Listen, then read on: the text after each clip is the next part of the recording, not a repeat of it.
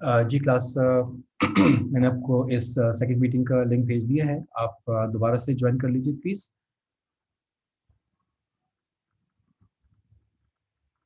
आप अपने कैमरा को प्लीज़ ऑफ रखें। जरिए आप।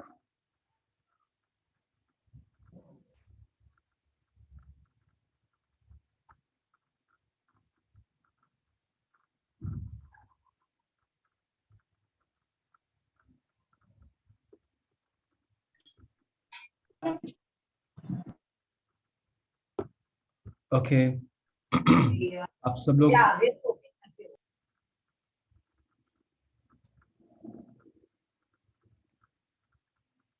Okay class good. आप फौरन ही ज्वाइन हो गए। मैं आपसे स्क्रीन शेयर कर लूँ जो भी हम पढ़ने जा रहे थे। और ये स्क्रीन हमारे पास है। Just a minute.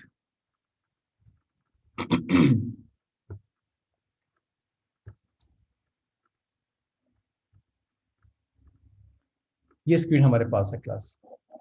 तो हम यहाँ से पढ़ना शुरू करते हैं। और इसमें हमारे पास लिखा है a manager of automated products is contemplating the purchase of a new machine that will cost $300,000 and has a useful life of 5 years. तो $300,000 है और 5 years की यूजफुल लाइफ है। 5 साल तक मशीन ने काम करना है। The machine will yield year and, मतलब वो हमें जो प्रोडक्शन देगी और वो हम प्रोडक्शन ईयर एंड पे काउंट करेंगे। ठीक है, ईयर एंड की प्रोडक्शन को हम देखेंगे। हम ये नहीं देखेंगे कि ये साल 2021 शुरू हुआ है तो इसके शुरू में कितनी प्रोडक्शन है, नहीं, इसको हम बिल्कुल आखिर में देखेंगे। ठीक है, साल खत्म होने पर ईयर एंड पर इसकी यील्ड को हम चेक करेंगे। Cost reductions to automated products of 50,000 in year 1। तो हमारी जो कॉस्ट रिडक्शन होगी इस नई मशीन को यूज करने से वो पहले साल के आखिर में जाकर हमें नजर आएगा कि हमने $50,000 सेव किए हैं। ईयर 2 में 60,000, 75,000 in year 3 and 90,000 in years 4 and 5।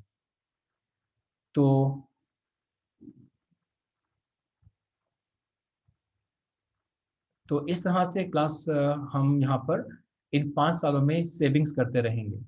What is the present value of the cost saving of the machine if the interest rate is 8%? Should the manager purchase the machine? तो क्या manager को machine purchase करनी चाहिए? तो हमें इतनी saving तो होगी बाद में जाकर, लेकिन सेविंग का मतलब आपको पैसों की बचत होगी। क्या मशीन पर इतना इन्वेस्ट करना चाहिए या नहीं करना चाहिए, ये क्वेश्चन है। तो इस डेटा को हम देखते हुए यहाँ पर पढ़ते हैं, इसके आंसर को, इसके सोल्यूशन को देखते हैं। वैसे बाय द वे क्लास मैं आपको ये ई बुक प्रोवाइड कर चुका हूँ, तो आपके पास ये ई बुक मौजूद है और आप वहाँ से इन चीज़ों को बाद में भी देख सकते हैं। चलिए हम पढ़ना शुरू करते हैं। By spending $300,000 today on a new machine the firm will reduce cost by $365,000 over 5 years। तो हमें ये नज़र आ रहा है कि अगर हम आज 300,000 इन्वेस्ट करते हैं तो अगले 5 सालों में हम इस पर $365,000 सेव कर लेंगे। तो ये तो हमें बड़े फायदे की बात नजर आ रही है, क्योंकि हमने देखा कि 5 सालों में इतना इतना हमने सेविंग की, जो कि 300,000 से ज़्यादा है। तो हमने सेविंग को देख लिया, हम खुश हो गए। लेकिन कैलकुलेशन क्या बताती है? However, the present value of the cost saving is only this। अब ये कैसे होगा? ये उसी फॉर्मूला में जब वैल्यूज पुट की, नीचे आपने देखा था लिखा हुआ था 1 प्लस इंटरेस्ट। तो इंटरेस्ट रेट आपको बताया था 8%। तो 1 प्लस 8% जब आप करेंगे तो 1.08 लिखा हुआ आ जाएगा। और यहाँ पर डिनोमिनेटर में 1.08 स्क्वेयर था, यहाँ क्यूब था, यहाँ पावर 4 और यहाँ पावर 5। हमारे पास फ्यूचर वैल्यू का मतलब क्या था? सेविंग जो हो रही है 50,000, 60,000, 75,000 और 90,000 और 90,000। जब ये तमाम कैलकुलेशंस की तो नजर क्या आया कि हमारे पास ये आंसर आया। अभी जब हमारे पास आंसर आया तो हमें यहाँ पर ये नजर आ रहा है कि नेट प्रेजेंट वैल्यू, हमें इस वक्त मुकम्मल प्रेजेंट वैल्यू कितनी इन्वेस्ट करनी चाहिए है। तो यहाँ लिखा हुआ है consequently the net present value of the new machine is NPV is equal to PV जो आपने तमाम कैलकुलेशन की थी माइनस सीओ जो आपकी कॉस्ट आ रही थी। तो आपने 284,679 जो आपकी प्रेजेंट वैल्यू है और आपने इस वक्त इन्वेस्ट करने जा रहे हैं इतना, आंसर आ गया नेगेटिव में। ये तो गड़बड़ की बात है, नेगेटिव में तो होना नहीं चाहिए था। अब नीचे एक्सप्लेनेशन मतलब इंटरप्रिटेशन में क्या लिखा हुआ है? इंटरप्रिटेशन में लिखा हुआ है since the net present value of the machine is negative the manager should not purchase the machine. In other words the manager could earn more by investing the $300,000 at 8% than by spending the money on the cost saving technology।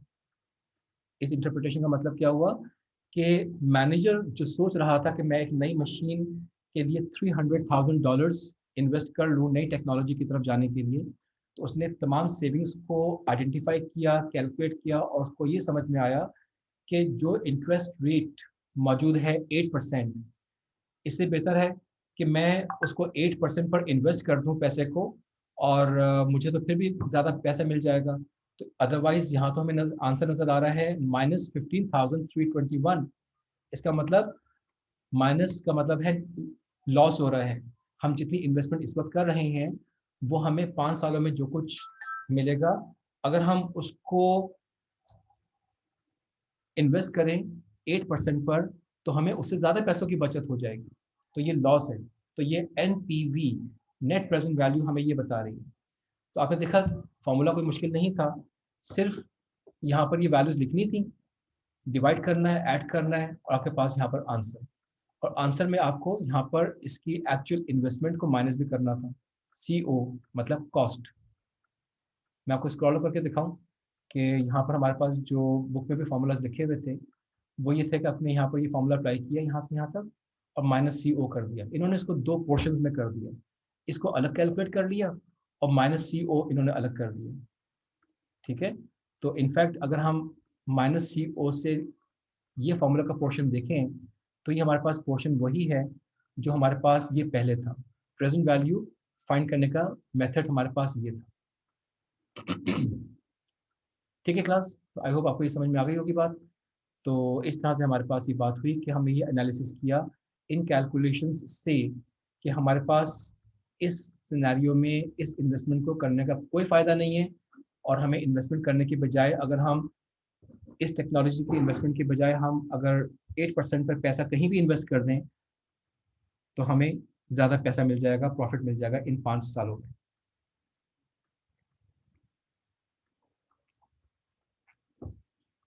ठीक है, clear हो गया? बिल्कुल मुश्किल नहीं है।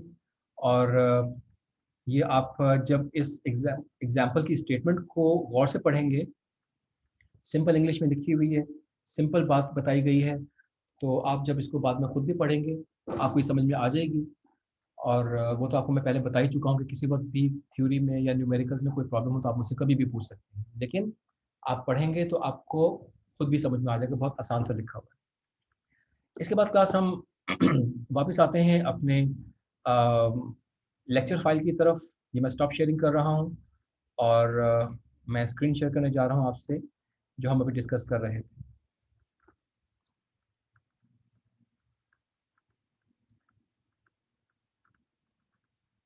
ये चीज़ तो क्लास हमारे पास यहाँ पर ये प्रेजेंट वैल्यू और फ्यूचर वैल्यू की जो बातें होना शुरू हुई हैं, तो हमने इस फॉर्मूला को अटेम्प्ट किया और ये डेमोन्स्ट्रेशन प्रॉब्लम जो अभी हम पढ़ रहे थे वो थी 1.1। इसके बाद फिर हमारे पास present value of indefinitely lived assets, life भी बोलते हैं, लिव भी बोलते हैं। तो लाइव्ड एसेट्स हमारे पास जो हैं तो उनकी प्रेजेंट वैल्यू क्या हो सकती है? अच्छा, लाइव्ड एसेट्स अब होते कौन से हैं? ऐसे एसेट्स जो इनडेफिनिट पीरियड तक कंटिन्यू रहते हैं, मतलब कोई उनकी उम्र नहीं है, वो चलते रहेंगे, बस उनसे प्रॉफिट मिलता रहेगा। मिसाल के तौर पर कोई लैंड हो सकता है, अब ज़मीन तो ख़त्म नहीं हो रही ना, अगले 50, 100, 200, 500 साल तक भी ज़मीन मौजूद रहेगी। एक इंडस्ट्री या फैक्ट्री तो नहीं रहेगी लेकिन वो लैंड तो हमेशा मौजूद रहेगा। तो इस तरह की आप इन बात को देखते हैं। Some decisions generate cash flows that continue indefinitely. तो बहुत सारे बिजनेस ऐसे होते हैं जो, या डिसीजंस ऐसे होते हैं जो कंटिन्यूस कैश फ्लो जनरेट करते रहते हैं एक इनडेफिनिट पीरियड तक। ऐसी बहुत सी बातें होती हैं। कई दफ़ा ऐसे लोग भी होते हैं जो कुछ प्रॉपर्टी परचेज कर लेते हैं। मैं आपको लैंड की बात बता रहा था, बहुत से लोग कुछ हाउस, फ्लैट, ऑफिस या शॉप परचेज कर लेते हैं और फिर उसको रेंट पे चढ़ा देते हैं और रेंट की वजह से फिर उनको अगले सालों में प्रॉफिट मिलता रहता है। ठीक है ना? तो इंडेफिनिट पीरियड तक, मतलब कोई लिमिट नहीं है कि वो 2 साल तक मिलेगा या 20 साल तक मिलेगा या 50 साल तक मिलेगा, बस वो मिलता रहता है। ठीक है? अब इसमें हमारे पास कुछ फ़ॉर्मूलाज़ हैं। अगर हम प्रेज़ेंट वैल्यू इस सिलसिले में एसेट की बात करेंगे, तो हम कैश फ्लो को इस तरह से लिखेंगे। ये भी तो वही फ़ॉर्मूला है ना? अब यहाँ पर ये 3 डॉट्स का मतलब ये इनफ़ाइनाइट तक चला गया। वहाँ तो लिमिट था ना, यहाँ तक ये इनफ़ाइनाइट तक चला गया। ठीक है? आप देख रहे हैं यहाँ पर ये लिमिट नहीं है। तो कैश फ्लोज़ जो जनरेट हो रहे हैं, ये इनफ़ाइनाइटली होना शुरू हो गए, मतलब आइंदा सालों में होते चले जाएँ। अच्छा, ये शुरू में जो लिखा हुआ है CF नॉट, 0 लिखा हुआ है, असल में ये यही है जो बाकी आपके बाद में लिखा हुआ है।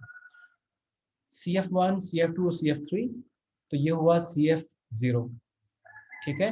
और डिनोमिनेटर में लिखा हुआ है 1 प्लस आई पावर 1, नज़र नहीं आ रही ना 1, 1 है ये। 1 प्लस आई पावर 2, 1 प्लस आई पावर 3। तो यहाँ पर क्या होता है 1 प्लस आई पावर 0। तो 1 प्लस आई पावर 0, किसी वेरिएबल, किसी भी चीज़ की पावर अगर 0 होती है तो उसका मतलब वो 1 होता है। तो नीचे डिनोमिनेटर में 1 लिखने की तो ज़रूरत ही नहीं है। तो इसलिए आपको यहाँ पर CF0 लिखा नज़र आ रहा है, इसके नीचे डिनोमिनेटर में कुछ लिखा नज़र नहीं आ रहा। ये वजह है, फॉर्मूला एक ही है। एक चीज़ है, जैसे आपने अभी ऊपर फॉर्मूला देखा था, एग्जैक्टली वही फॉर्मूला आपके पास यहाँ पर भी काम कर रहा है। ठीक है? क्लास में बस 1 मिनट का आपसे ब्रेक ले रहा हूँ नमाज ये अज़ान के लिए, ठीक है? फिर मैं कंटिन्यू करता हूँ 1 मिनट के बाद।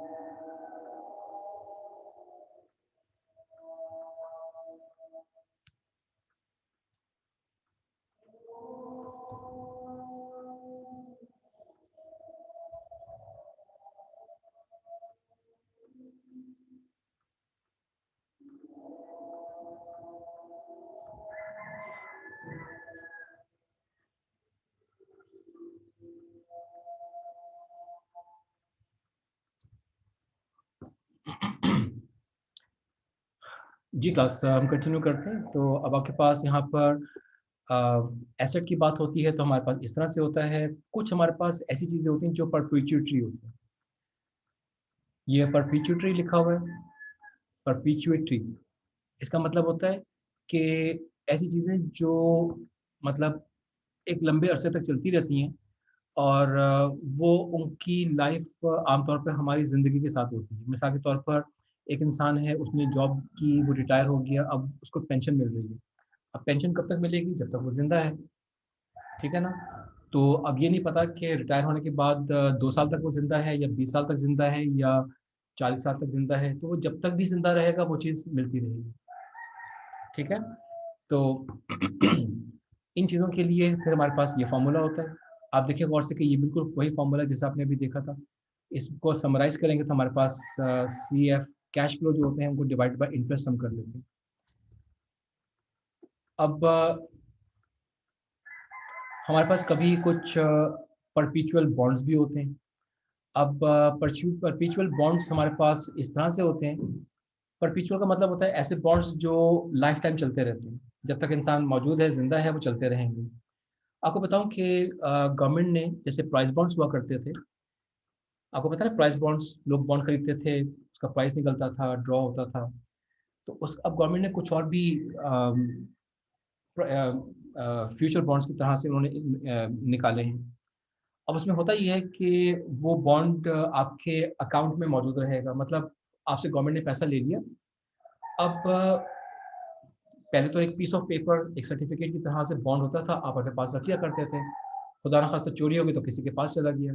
अब उन्होंने कहा है कि नहीं, हम ऐसा करेंगे कि आपके अकाउंट से हमने उतने पैसे निकाल लिए गवर्नमेंट ने और अपने पास इन्वेस्ट कर दिए। अब आपको उसमें इनाम मिलेगा, नहीं मिलेगा, या उसमें इंटरेस्ट मिलेगा, आमतौर पर वो बॉन्ड्स में इंटरेस्ट दे रहे हैं, तो इंटरेस्ट मिलेगा तो आपको इंटरेस्ट मिलता रहेगा और उस पर हम ड्रॉ भी करते रहेंगे। इंटरेस्ट के साथ साथ इनामात भी मिलते रहेंगे, जैसे कि प्राइजेस होते हैं वो भी मिलते रहेंगे। और आपके पास से वो चोरी हो ही नहीं सकता क्योंकि बैंक अकाउंट में वो ओपन है।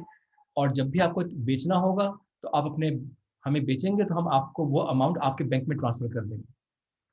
ठीक है, तो फिजिकली लेने की जरूरत ही नहीं हुई। तो इसके बहुत से फ़ायदे हैं, नुकसानात हैं। एक फ़ायदा तो ये है कि गवर्नमेंट को ट्रैक मिल जाएगा कि किसके पास कितना पैसा है, उसने कितना पैसा इन्वेस्ट किया हुआ है। ये गवर्नमेंट के पर्सपेक्टिव में एक प्लस पॉइंट है। लोगों का प्लस पॉइंट ये भी हो सकता है कि उनके पास कोई प्राइस बॉन्ड चोरी होने का खतरा खत्म हो गया। लेकिन उसमें एक ड्रॉबैक ये है कि ये इंटरेस्ट बेस्ड है। तो क्योंकि हमारे रिलीजन में इंटरेस्ट को हराम कहा जाता है, तो इसलिए बहुत से लोग इसको पसंद नहीं करते हैं क्योंकि इसमें इंटरेस्ट बेस्ड प्रॉफिट आ रहा होता है। बहरहाल, क्योंकि ये टॉपिक है और ये चीज़ें ऐसी होती हैं, तो इसलिए हमें पढ़ना तो है। अब इस वक्त ये बात नहीं हो रही कि कौन इस टेक्निक को इस्तेमाल कर रहा है या नहीं कर रहा, हम इन चीज़ों को पढ़ रहे हैं। तो पीवी नीचे लिखा हुआ प्रेजेंट वैल्यू, परपेचुअल बॉन्ड की प्रेजेंट वैल्यू क्या होगी। इसी तरह से हमारे पास अगर हम कुछ प्रॉफिट, जो कैश फ्लोज हैं, अगर इसको हम प्रॉफिट कह दें और इसको हम छोटा सा माइन्यूट सा प्रॉफिट कह दें, तो इसको हम पाई वन पाई टू से रिप्रेजेंट कर सकते हैं। आप देख रहे हैं ना यहाँ पर कि आपके पास CF1 CF2 CF3, pi one pi two pi three, denominator में वैसे ही है, 1 + i पावर 2 1 + i पावर 3, ऐसे यहाँ पर है। तो ये चीज़ और ये चीज़ बिल्कुल एक ही तरह से है। ठीक है, तो इसको नाम थोड़ा सा चेंज कर दिया कि पाई को कह दिया ये आपके पास कुछ फर्म का इंटरेस्ट आता चला जा रहा है, तो उसकी हम प्रेजेंट वैल्यू देखना चाहते हैं। तो यहाँ पर फॉर्मूला एक ही है, अगर आप गौर से देखें तो फॉर्मूला एक ही है, लेकिन उसको इस्तेमाल करने के वेज डिफरेंट हैं, बस उसको डिफरेंट सिचुएशन में यूज़ किया जा सकता है। अब प्रॉफिट मैक्सिमाइजेशन क्या होती है? Profit maximization means maximizing the value of the firm which is the present value of current and future profits। तो प्रॉफिट मैक्सिमाइजेशन का मतलब क्या होता है कि हम अपनी प्रेजेंट वैल्यू या जो फ्यूचर प्रॉफिट्स हमारे पास हैं उनको ज़्यादा से ज़्यादा करें। ठीक है, तो हम इकोनॉमिक्स में इन चीज़ों को क्यों पढ़ रहे हैं?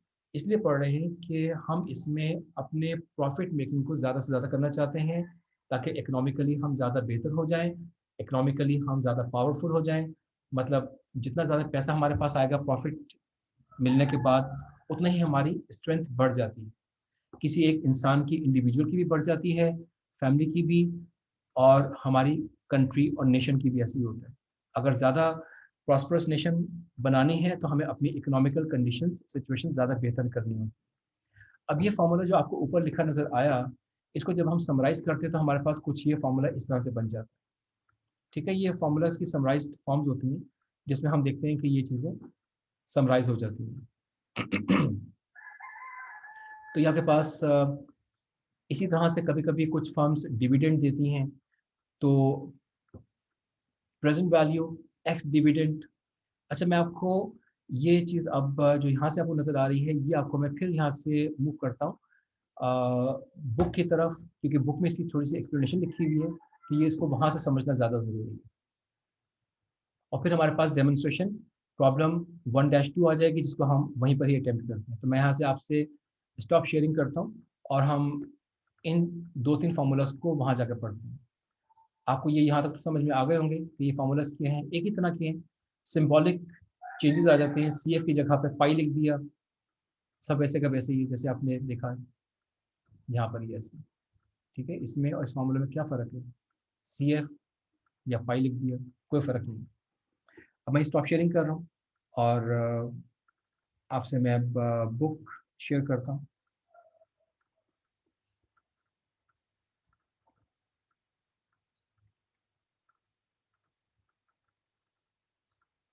ओके, तो ये आपके पास फिर रिव्यू कर दूं कि प्रेजेंट वैल्यू एसेट्स अभी हमने देखे, प्रेजेंट वैल्यू ऑफ परपेचुइटी ये फॉर्मूला हमने देखा था अभी। इसके बाद present value of perpetual bonds, ये तो एग्जांपल सॉल्व की गई है, इतना सा फॉर्मूला है बस, सी एफ डिवाइड बाय आई। इसके बाद आपके पास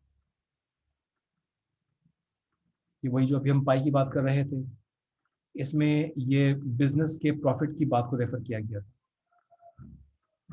इसके बाद ये डेफिनेशन, ये नोट्स सब यहीं से बने हुए हैं। आपको मैंने बताया था कि आपको बुक से पढ़ने में अगर मुश्किल नज़र आ रहा है तो आपके लिए आसानी के लिए मैंने नोट्स सिलेक्टेड डेफिनेशंस और पॉइंट्स निकाल के आपको अलग से बना के दे दिए। इसके बाद ये थी वो जो बात हम अभी कर रहे थे, इसको हम यहाँ से पढ़ना शुरू करते हैं इस जगह से। Suppose a firm's current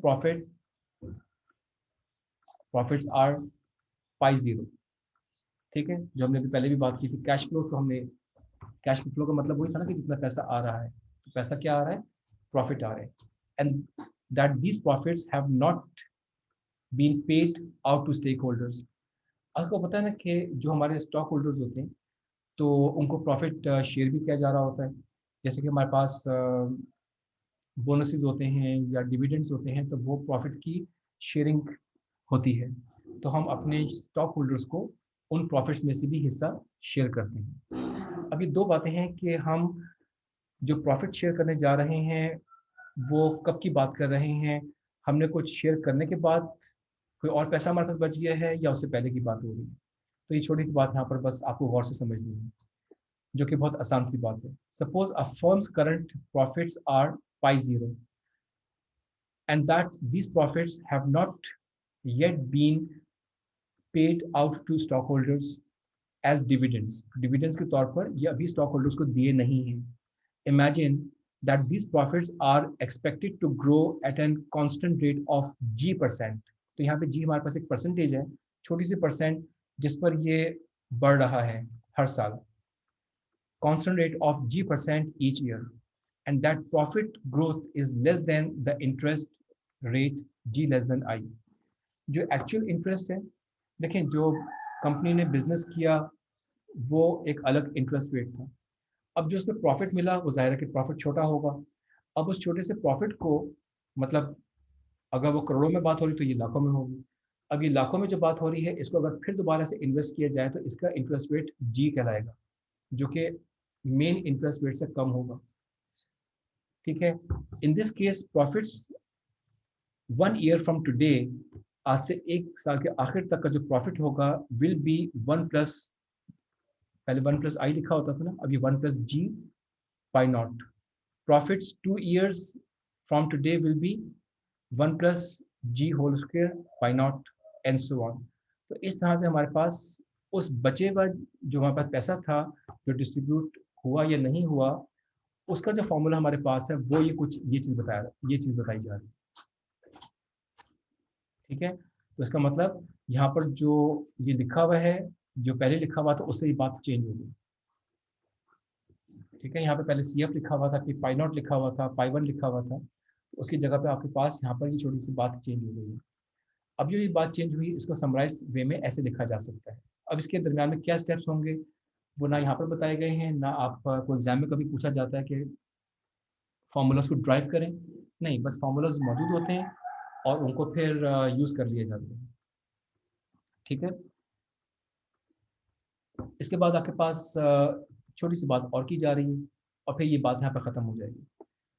for the given interest rate the growth rate of the firm, जो गिवन इंटरेस्ट रेट है एंड ग्रोथ रेट, आई से इंटरेस्ट रेट, और जो हमारे पास प्रॉफिट आया वो जो ग्रो करेगा उसको फिर ग्रोथ रेट कह दिया गया है। इंटरेस्ट आई से स्टार्ट होता है, ग्रोथ जी से स्टार्ट होता है, तो हमारे पास यहाँ पर दो तरह के रेट्स की बात हो रही है।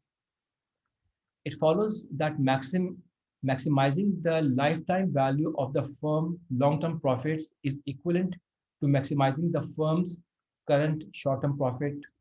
तो अगर हम ये चाहते हैं कि कंपनी का जो लॉन्ग टर्म प्रॉफिट है, अगले कई सालों में जो उसका प्रॉफिट है वो बहुत ज़्यादा हो जाए, तो उसके लिए हमें उसका अभी प्रेजेंट प्रॉफिट को बढ़ाना पड़ेगा। हम ये तो नहीं कर सकते ना कि अभी हमारे पास प्रॉफिट कम है, आइंदा ज़्यादा हो जाएगा। अभी हमें प्रॉफिट ज़्यादा मिलाएंगे, बढ़ाएंगे, तो हमारे पास आई इंटरेस्ट रेट के रेस्पेक्ट प्रॉफिट बढ़ा। अब जो हमारे पास प्रॉफिट आया, उसको फिर हमने ग्रोथ रेट के रिस्पेक्ट इन्वेस्ट कर दिया। ग्रोथ का मतलब होता है कि हम कितनी तेज़ी से अपने बिजनेस को ग्रो कर रहे हैं। तो वो जो ग्रोथ रेट होता है, वो हमारे पास कंपैरेटिवली इंटरेस्ट रेट से कम होता है। तो ये यहाँ पर ये बात की जा रही है। ठीक है। तो अगर हमें अपने लॉन्ग टर्म प्रॉफिट्स को बेहतर करना है, तो हमें अपने शॉर्ट टर्म प्रॉफिट्स को भी बेहतर करना होगा, जिसको हमने अभी कहा था, वो पाई जीरो कहलाएगा। You may wonder how this formula changes if current profits have already been paid out as dividends.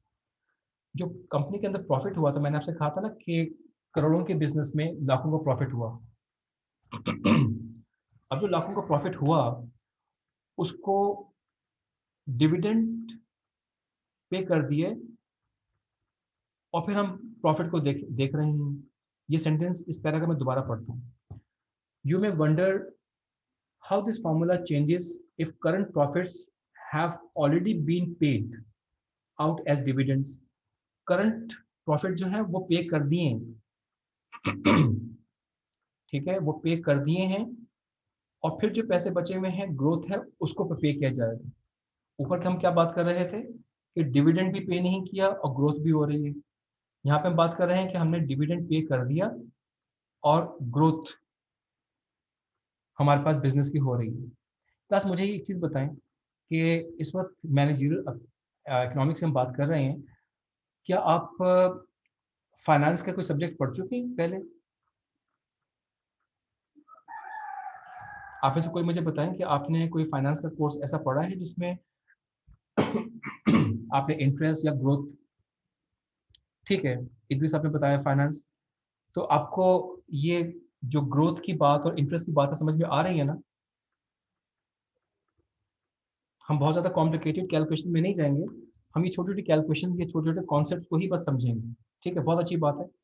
आप लोग तो हैं ही कॉमर्स के स्टूडेंट्स, तो आपसे बेहतर और कौन इन बातों को समझेगा।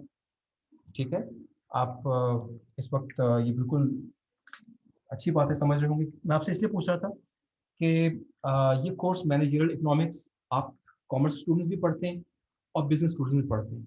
जब कभी हम बिजनेस स्टूडेंट्स से ऐसी बात पूछते हैं कि उन्होंने पढ़ा, उनको समझ में आ रहा है, तो उनको कम कम समझ में आ रहा होता है, इसलिए कि उनका फाइनेंस या अकाउंटिंग स्किल्स बहुत ज़्यादा अच्छी स्ट्रांग नहीं होती, क्योंकि आप लोग तो है ही कॉमर्स डिपार्टमेंट से बिलोंग करते हैं। तो आपकी ये स्किल्स ज़्यादा बेहतर होती है और आपको ये कॉन्सेप्ट ज़्यादा बेहतर समझ में आ रहे होते हैं उन स्टूडेंट्स के कंपैरेटिव। अच्छी बात है, बस मुझे ये दरमियान में थोड़ा सा डाउट हुआ था कि आपसे मैं पूछ लूँ कि आपको कितना समझ में आ रहा है। ये अभी आप समझ रहे हैं ना? तो अगर किसी स्टूडेंट को थोड़ा डिफिकल्ट लग भी रहा हो, आप जब इसको दोबारा देखेंगे ना, तो ये आपको और आसान लगेगा। और जब इसको हम थोड़ा सा न्यूमेरिकली देखेंगे, तो आप अभी देखेंगे कि ये वो उससे भी ज़्यादा आसान हो जाएगा। अभी इसी क्लास में देखिएगा, आज के ही दिन में, कि मैं आपको अभी दिखाऊंगा। जब हम डेमोन्स्ट्रेशन 1-2 की तरफ जाएंगे, तो वो इससे भी ज़्यादा आसान होगी। मैं आपको अभी बताता हूँ। ठीक है क्लास, तो हमारे पास डिविडेंड से पहले का ग्रोथ हमारे पास कैसी नजर आ रही है, और डिविडेंड के बाद हमारे पास क्या होगी। जब ये बाद होगी तो क्या होगा, पीवी एक्स डिविडेंड फर्म जो दे चुकी है पहले, तो present value firm minus pi not. तो बस ये छोटा सा ये समझने वाली बात है कि हमने डिविडेंड देने के बाद जो ग्रोथ हमारे पास है, उसका फॉर्मूला हमारे पास ये हो। दिस में भी सिंप्लीफाइड। अब इस फॉर्मूले को भी सिंप्लीफाई किया जा सकता है। अब ये देखें यहाँ पर 1+g डिवाइड बाई 1-g, और ये फॉर्मूला आपके पास किया था 1+i, i-g। पाई नॉट यहाँ पे मल्टीप्लाई हो रहा है और पाई नॉट यहाँ पे मल्टीप्लाई हो रहा है। थोड़ा सा फर्क आपके पास आ रहा है कि यहाँ पे करना क्या है। 1+g, i-g,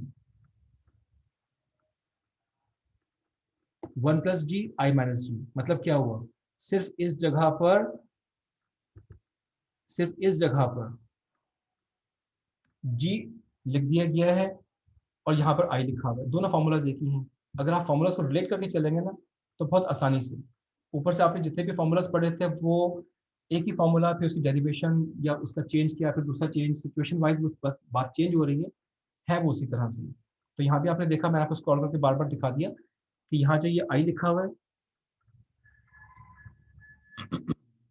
ठीक है, तो यहाँ पर आपके पास ये जी लिखा हुआ है, बस इतना सा फर्क है फॉर्मूला में। ये डिविडेंड देने के बाद ग्रोथ की कैलकुलेशंस की जा रही है। और ये मैक्सिमाइजिंग प्रॉफिट की तो मैं आपसे बात कर चुका था। अब हम यहाँ पर देखते हैं डेमोन्स्ट्रेशन प्रॉब्लम 1-2। ये स्टेटमेंट है, इसके दो पार्ट्स हैं, और आप देखिए हमारे पास ये इतनी सी बस कैलकुलेशन है। कैलकुलेशंस क्या है, ये फॉर्मूला कंप्लीटली लिखा हुआ है। एक्चुअली ये फॉर्मूला लिखने, ये लेंथी फॉर्मूला लिखने की जरूरत नहीं है, क्योंकि ये लेंथी फॉर्मूला जो लिखा हुआ है ये इसकी शॉर्ट फॉर्म है। सिर्फ वैल्यूज पुट करनी है, आपको पता है वैल्यू पुट करने के बाद तो सिर्फ मल्टीप्लाई डिवाइड ही करना होता है, आपके पास ये आंसर आ गया। इसी तरह से आपके पास एक ये आ गया, ये भी आपके पास एक आंसर आ गया। तो ये फॉर्मूला लिखा, वैल्यूज पुट की, आंसर आ गया। 3 स्टेप, फॉर्मूला लिखा, वैल्यूज पुट की, और आपके पास आंसर आ गया। ये वाला लिखने की जरूरत नहीं थी, ये सिर्फ समझाने के लिए बात की जा रही है। तो दोनों में फ़र्क क्या हुआ कि यहाँ पर जो डिविडेंड, सॉरी, यहाँ पर जो ग्रोथ की बात की जाएगी वो डिविडेंड के बगैर है, और यहाँ पर डिविडेंड देने के बाद क्या ग्रोथ होगी इसको देखा जा रहा है। ठीक है, अब हम, ये तो अभी हमने फॉर्मूला को देखकर समझने की कोशिश की यहाँ पर क्या बात हो रही है। अब हम क्वेश्चन की स्टेटमेंट को पढ़ते हैं तो हमें समझ में आ जाएगा यहाँ पर क्या बात है। Suppose the interest rate is 10% and the firm is expected to grow at the rate of 5% for the foreseeable future।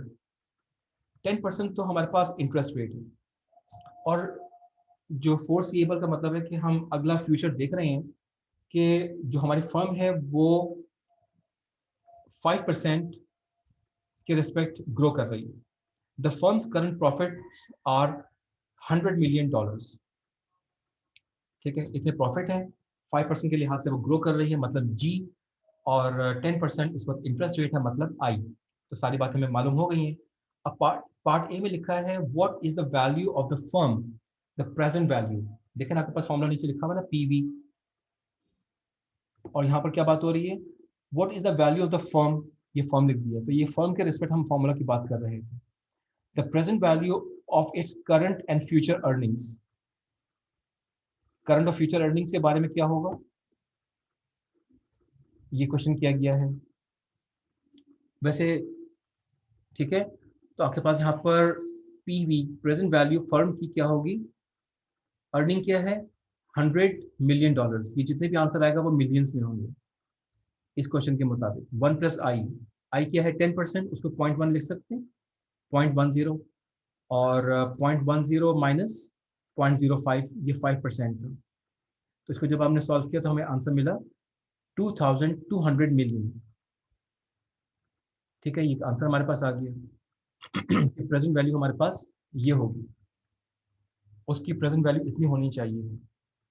अब पार्ट बी है, what is the value of the firm immediately after it pays a dividend equal to its current profits.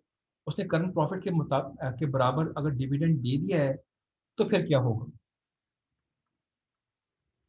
तो ये part B हमारे पास है, और part B में हमें क्या नजर आ रहा है कि हमारे पास यहाँ पर सिर्फ ये चेंज, मैंने आपको भी पहले भी बताया था कि यहाँ पर पहले ऊपर आपने लिखा हुआ देखा है कि ये 0.1 लिखा हुआ है, मतलब 10%, और ये 0.05 मतलब 5% की बात की जा रही है।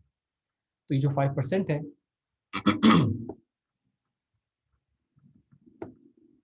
ये जो 5% की बात हो रही है, इससे हमें मिला सॉल्व करने के बाद 2100 million की बात हो रही है। तो यहाँ से हमें पता चला, अभी क्लियर हुआ कि हमारे पास जो प्रेजेंट वैल्यू है वो अगर हम डिविडेंड दे देते हैं तो हमारे पास 2100 मिलियन अमाउंट प्रेजेंट वैल्यू होनी चाहिए, और अगर हम डिविडेंड ना दें, उसको भी इस्तेमाल कर लें, तो फिर हमारे पास 2200 मिलियन ये वैल्यू इंक्लूड हो जाएगी। तो बस ये आपके पास बात थी, जो आपने ये फार्मूला को देखा कि फार्मूला अभी देखने में नज़र आ रहे थे, ये फार्मूला फिर वो फार्मूला, हमने 2-3-4 फार्मूलाज को देखा, लेकिन उनकी कैलकुलेशंस इंतहाई आसान, सिंपल सा क्वेश्चन था। वैल्यूज पिक की, 3 वैल्यूज थी, ये और सिर्फ कैलकुलेटर को यूज़ किया, सॉल्व किया, और हमारे पास आंसर आ गया। आई होप आपको ये बात समझ में आ गई होगी कि यहाँ पर कैसे इसको प्रिपेयर किया गया है। इसके बाद कुछ यहाँ भी एग्जांपल दी गई है, एक छोटा सा सिनेरियो है, केस स्टडी है, इसको आप पढ़ेंगे तो आपको ये समझ में आ जाएगा। ओके, अब मैं इस शेयरिंग को फिर रोकता हूँ और हम मूव करते हैं, आपके जो नोट्स थे उनको देखते हैं उसमें क्या लिखा।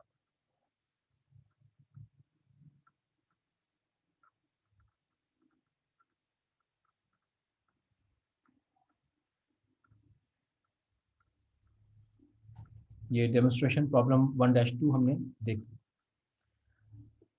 इसके बाद क्लास हमारे पास बात आती है यूज मैनेजरियल एनालिसिस।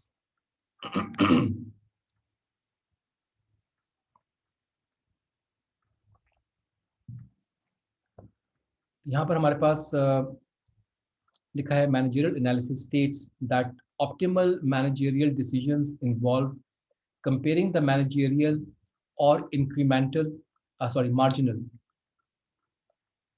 marginal, ठीक है, use marginal analysis. Marginal analysis आप अगर इकोनॉमिक्स का कोई सब्जेक्ट पहले पढ़ चुके तो आपको पता होगा कि हर एक यूनिट से जो चेंज होता है इसे मार्जिनल एनालिसिस कहा जाता है, या मार्जिनल का वर्ड वहाँ पे यूज किया जाता है। मैं फिर पढ़ रहा हूँ। Marginal analysis states that optimal managerial decisions involve comparing the marginal or incremental benefits of a decision with the marginal or incremental costs। तो हम यहाँ पर डिसीजन मेकिंग जो करते हैं उसमें मार्जिनल कॉस्ट और मार्जिनल बेनिफिट्स, बेनिफिट का मतलब प्रॉफिट, बेनिफिट ही मिलता है ना। हम जब बिजनेस करते हैं तो हमारे पास मार्जिनल कॉस्ट होती है और फिर हमारे पास प्रॉफिट होता है। अब यहाँ पर हमारे पास डिस्क्रीट डिसीजन की बात की जा रही है। डिस्क्रीट का मतलब होता है यस नो की तौर पर बात की जा रही है कि हमारे पास हो रहा है या नहीं हो रहा है। अब यहाँ पर अगर आप पुराना फॉर्मूला याद करें तो क्या होता था, हमारे पास नेट कैसे मिलता था, बेनिफिट्स जो भी हमारे पास रेवेन्यू आया है, रेवेन्यू माइनस कॉस्ट, तो हमें नेट कैसे मिल रहा है, ठीक है, जो भी हमारे पास आया माइनस कॉस्ट निकाल देंगे तो हमें प्रॉफिट मिल जाएगा। तो यहाँ पर हमारे पास नेट की बात ही आती है। Represents the premium of total benefits over total costs of using Q units of the managerial control variable Q। तो हमारे पास एक वेरिएबल Q का मतलब आमतौर पर यहाँ पे क्वांटिटी की बात की जा रही है। एक वेरिएबल इस बुक में ले लिया गया है Q, और यहाँ पे बेनिफिट्स की बात की जा रही है। तो हमारे पास बेनिफिट्स जितना भी कुछ हमें मिला है उसमें से अगर हम कॉस्ट माइनस कर देंगे तो हमें नेट वैल्यू मिल जाएगी, ठीक है। इसी बात को यहाँ पर एक्सप्लेन किया गया। अब ये एक छोटी सी एक टेबल है यहाँ पर, इसको देखते हैं। इसको मैं थोड़ा सा जूम आउट कर दूं ताकि स्क्रीन पर ये प्रॉपर्ली पूरा विजिबल हो जाए।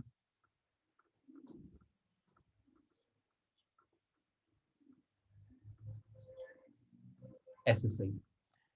Okay, column number 1 2 3 4 5 6 7 column numbers दे दिए गए हैं और हमारे पास यहाँ लिखा हुआ है कंट्रोल वेरिएबल Q। तो हम यहाँ पर गिवन देखते हैं कि 0 1 2 3 4 5 6 7 8 9 10 तक की बात की जा रही है। और इसमें फिर हमारे पास कॉलम 2 है कि हमारे पास जो इतनी क्वांटिटी, अगर ये इतनी क्वांटिटी हमारे पास है तो हमारे पास इसके बेनिफिट्स कितने मिल रहे हैं, ठीक है। ये हमें गिवन डेटा दिया हुआ है, हम एनालिसिस करना चाहते हैं। तो हमें बेनिफिट मिल रहा है इसका 0 क्वांटिटी पर 0, 1 क्वांटिटी पर 90 है, और 2 क्वांटिटी पर 170, 240, 300, 350, और ये होते होते हमारे पास बढ़ता चला गया। और हमने इसको वहाँ तक देखा जहाँ तक हमारे पास ये सिमिलर हो गया, मतलब हमें बेनिफिट बढ़ता नज़र नहीं आ रहा। बस ये हमारे पास 9 यूनिट्स सेल करने पर, 9 क्वांटिटी सेल करने पर भी 450 है, और 10 क्वांटिटी सेल करने पर भी 450 है। मतलब यहाँ पर ये हमें मजीद इंक्रीज बेनिफिट्स अब आने नज़र आने बंद हो गए।